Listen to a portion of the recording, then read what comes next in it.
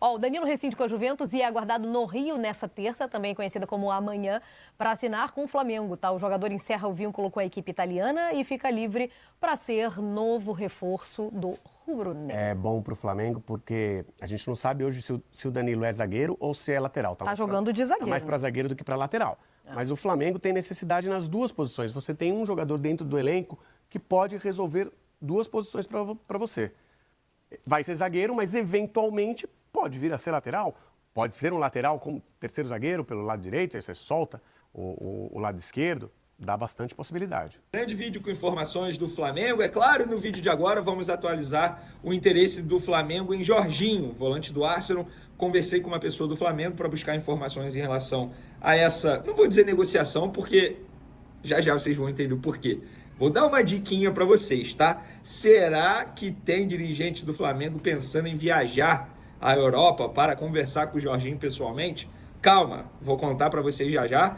E Danilo chegando, Vitão, como é que fica a situação, essa negociação? Porque o Flamengo até a proposta fez ao Internacional para contratar esse jogador. Com a chegada do Danilo, o Flamengo desistiu do Vitão? Eu vou contar tudinho para vocês.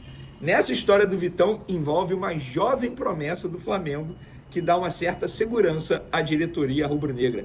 E vocês sabiam que o trio afastado, Thiaguinho, Pablo e Carlinhos, custaram ao Flamengo, só de compra, mais de 23 milhões de reais, fora o salário. Calma, vou explicar isso para vocês também. Para as informações, galera, vou começar com essa curiosidade aqui.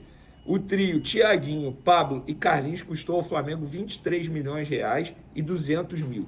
Isso só de compra. O Thiaguinho foi comprado junto ao Náutico em 2020 por 7 milhões de reais. O Pablo, em 2022, junto ao Lokomotiv de Moscou por 13 milhões de reais. E o Carlinhos, junto ao Nova Iguaçu, por 3 milhões e 200 mil reais. Quem fez esse levantamento aqui foi o Léo José, que trabalha lá no Coluna do Fla. E, além disso, a gente não pode esquecer o valor do salário. Nem vou dizer Thiaguinho e Carlinhos, não. Porque o Thiaguinho nem deve custar tão caro assim. O Carlinhos, menos ainda, posso garantir para vocês. Agora, o Pablo é papo de quase 1 milhão por mês na folha salarial do Flamengo.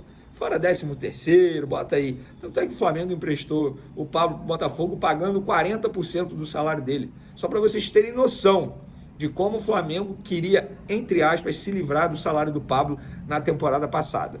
Então, trio caro, trio que não está dando retorno ao Flamengo, seja dentro de campo ou fora de campo. Não vou botar Carlinhos nesse pacote, porque eu acho o seguinte, o Carlinhos veio na temporada passada para suprir a ausência de Gabigol por conta da punição dele. Só acho errado o tempo de contrato que deram ele. Mas a atual gestão está corrigindo esse erro, está emprestando Carlinhos ao Vitória e teve uma mudança no contrato de empréstimo dele ao Vitória. O valor da opção de compra não será mais 4 milhões e meio de reais, será 5 milhões de reais por 70%. O Flamengo é dono de 70% de Carlinhos e o Nova Iguaçu tem 30% dele. E fica essa atualização. E se ele jogar contra o Flamengo recebe 1 milhão de reais do Vitória, pagamento à vista até 24 horas após a partida. Uma cláusula, inclusive, que ficou muito conhecida quando o Rodinei jogou contra o Flamengo e quando o Hugo Souza jogou contra o Flamengo na última temporada, 3 vezes, e o Corinthians teve que pagar 3 vezes ao Flamengo. Então fica essa informação. Sobre os 5 afastados, Zé Wellington, Thiaguinho e Caio Garcia estão recebendo muitas sondagens, muitas mesmo. E aí o Flamengo está analisando todos. E se o jogador não quiser ir, o que me falaram no Flamengo é que eles vão forçar a barra, senão vão treinar às 5 horas da manhã. Em tom de brincadeira, mas foi isso que foi dito a mim quando eu questionei sobre essa situação. Por falar em questionar, eu questionei também sobre Jorginho. A imprensa internacional noticiando que o Flamengo está mais próximo, depois noticiando que ficou difícil, que o Arsenal não quer liberar.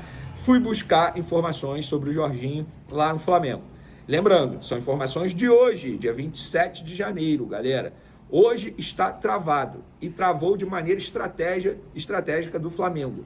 O Flamengo adotou essa estratégia, travou as conversas para ver se o Jorginho diminui a pedida dele salarial, porque é uma pedida muito alta. E aí eu questionei pessoas do Flamengo sobre a possibilidade de José Boto viajar e conversar com o Jorginho pessoalmente para tentar negociar com ele, porque a antiga gestão fazia muito isso, né, com Bruno Spindler e Marcos Braz. Não vou entrar no mérito se é certo ou errado, mas como a antiga gestão fazia, eu sou curioso, sou jornalista, sou curioso, questionei essa atual gestão se existe a possibilidade do José Boto viajar e conversar pessoalmente com o Jorginho, que está no alvo do Flamengo. E a pessoa me respondeu o seguinte: Vene, aprendi o seguinte na última gestão. O pior é andar atrás de jogadores, gastar dinheiro em viagens, com cartão corporativo, e aí eles veem que queremos muito e pedem mais. Então, vamos deixar eles achando aí que a gente não quer muito mais.